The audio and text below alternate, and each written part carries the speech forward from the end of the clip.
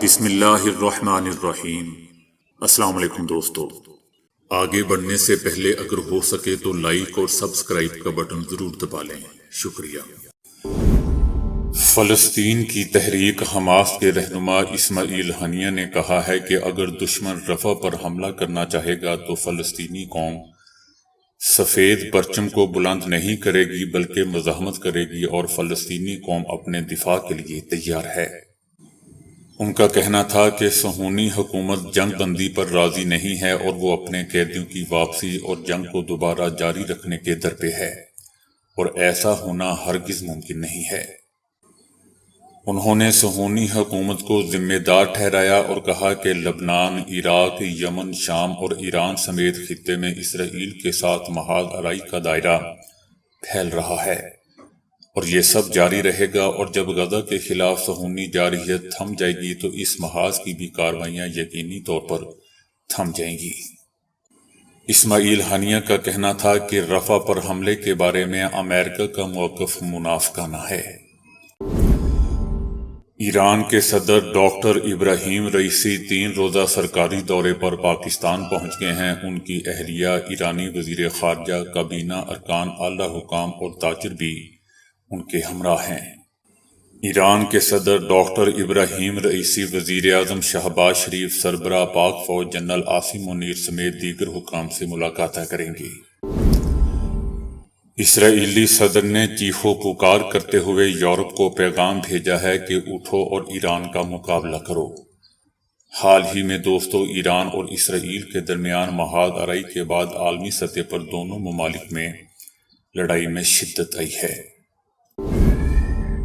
ترک صدر رجب طیب اردوان 13 سال بعد پہلی بار عراق کے دورے پر آج بغداد پہنچیں گے۔ عراقی قصبے زومر سے شام میں قائم امریکی اڈے کی طرف دوستو کم از کم 5 راکٹ فائر کیے گئے ہیں۔ شامی سرحد کے نزدیک امریکی فوجی اڈے پر عراق سے حملہ ہوا ہے۔ اقوام متحدہ نے کہا ہے کہ آباد کاروں کے تشدد کی وجہ سے مغربی کنارے میں حالات قابو سے باہر ہو سکتے ہیں۔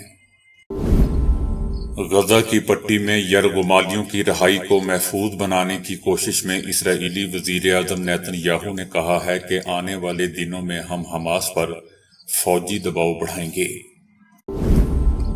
شام کے صدر بشار الاسد نے انکشاف کیا ہے کہ ان کے ملک اور امریکہ کے درمیان وقتاً فوقتاً ملاقاتیں سود مند ثابت نہیں ہوئیں۔ حماس نے قطر سے اپنے ہیڈ کوارٹر کو ترکیہ یا کسی اور جگہ منتقل کرنے کے بارے میں بات چیت کے دوران کہا ہے کہ قطر نے ہمیں ملک چھوڑنے کا نہیں کہا۔ ہیڈ کوارٹر منتقلی کی خبریں بے بنیاد ہیں۔ انوکھا فلسطینی بھکاری قبضے سے لگژری گاڑیاں اور بھاری رقم برآمد ہوئی ہے۔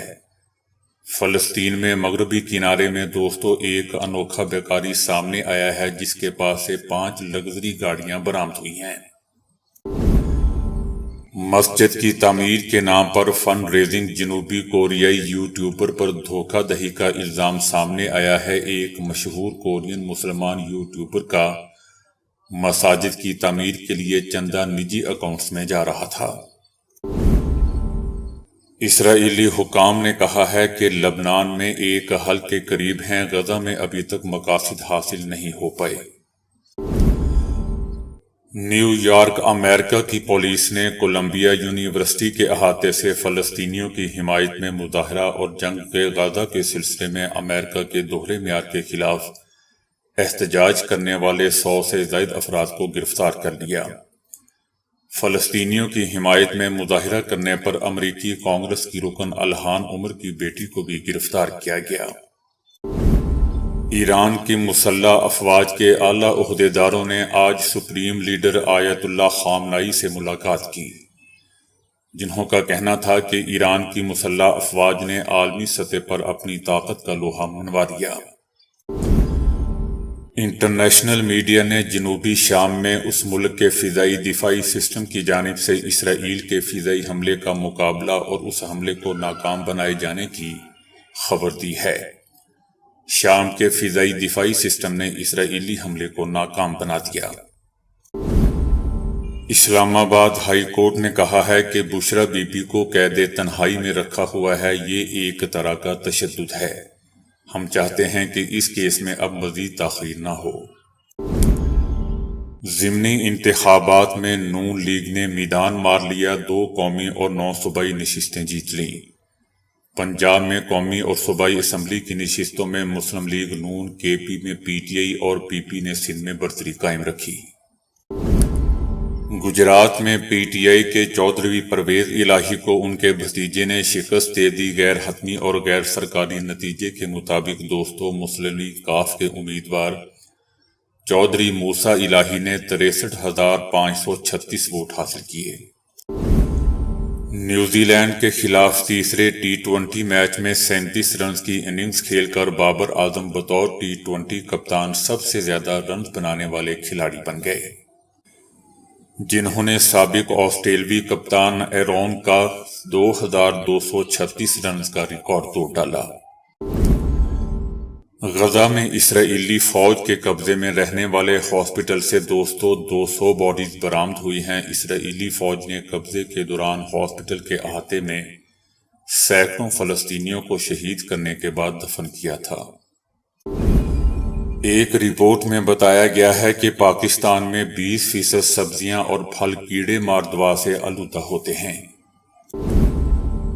ایک تحقیق میں بتایا گیا ہے کہ پلاسٹک انڈسٹری فضائی صنعت سے سب سے زیادہ بدتر ہے۔ پلاسٹک انڈسٹری ہر سال 2.5 ارب ٹن کاربن، جبکہ ایئر لائن انڈسٹری 1 ارب ٹن کاربن ڈائی آکسائیڈ خارج کرتی ہے۔ غزہ میں اسرائیلی فوج کی بمباری میں 14 بچے شہید ہوئے ہیں۔ صرف مغربی کنارے میں اسرائیلی فوج کی کارروائی میں درجن سے زائد فلسطینی شہید ہو گئے، جن میں 6 بچے بھی شامل تھے۔ پریزائڈنگ آفیسر نے پولنگ ختم ہونے سے پہلے ہی فارم 45 پر دستخط کروا لیے۔ سنی اتحاد کونسل کے احتجاج پر پریزائڈنگ آفیسر نے دستخط شدہ فارم 45 پھاڑ دیے۔ ایران کے اسرائیل پر حملے کے دوران وال سٹریٹ جرنل نے بتایا کہ صدر جو بائیڈن کی ٹیم اس دوران مشکل حالات سے گزری۔ ٹیم کو بعض اوقات یقین نہیں تھا کہ اسرائیل یا ایران کیا منصوبہ بندی کر رہے ہیں۔ گزشتہ ہفتے جیسے ہی ایرانی میزائل اسرائیلی سرزمین پر داغے گئے، جو بائیڈن اور ان کی قومی سلامتی کی ٹیم نے وائٹ ہاؤس کی سچویشن روم سے بڑھتی ہوئی تشویش کے ساتھ حالات کا مشاہدہ کیا اور تمام دن وہیں گزارا۔ تو دوستو ابھی کے لیے اتنا ہی۔